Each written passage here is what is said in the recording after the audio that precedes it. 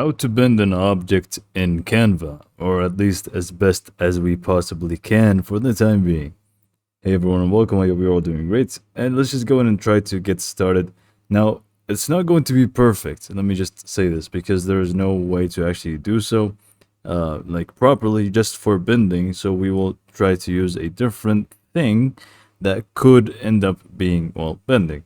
So let's just show you what I'm trying to say here. So let's just go ahead and create a new design.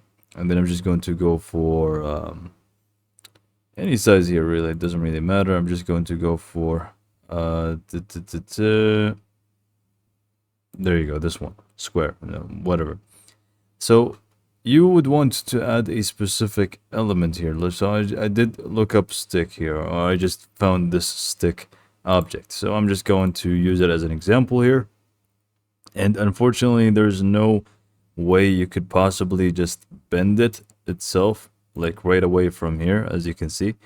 So instead, what you actually want to do is you want to go ahead and actually click on the object that you want to bend. And then you want to basically click on edit on the top. So after you click on it, you will find edit on the top here. So just go ahead and click on that. And then from here, you will be able to find all types of apps and stuff that can help you. And if you click on adjust, more stuff here, but it doesn't really matter. What we want, after you click on edit, you want to scroll down to the bottom where you will find apps. And it's basically one of the apps that we will be using. So click on see all, and you should find the Liquify app here. So that's the best that we can do when it comes to bending.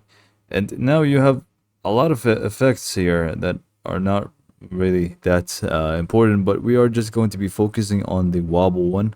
So just go ahead and click on wobble. And then from here, we'll show you what we should do next to make it look like a bending. So here we have the melt amount, melt scale, wobble amount, wobble scale, and also smear. You can go ahead and play around with them, see which one works best. But for me, when I, tested things out here, I think I know what's the best method here, which is going to be wobble amount is going to be full. Yes, I know. And then you want to basically turn down the wobble scale to pretty much 0.1.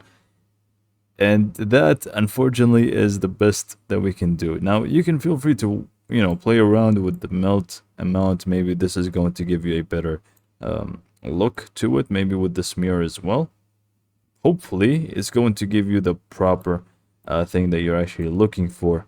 But the thing that I found best is going to be turning these down and just keeping the wobble amount as much as possible. And you can see now we are pretty much bending it. So this is the best method that I've found so far. I did try to go to the apps section and find another app that could bend it. I looked up bend and stuff, and I couldn't really find anything. Maybe you could if you know exactly what to search for. And that's pretty much all for today. So hopefully you found this video to be helpful, and thanks for watching.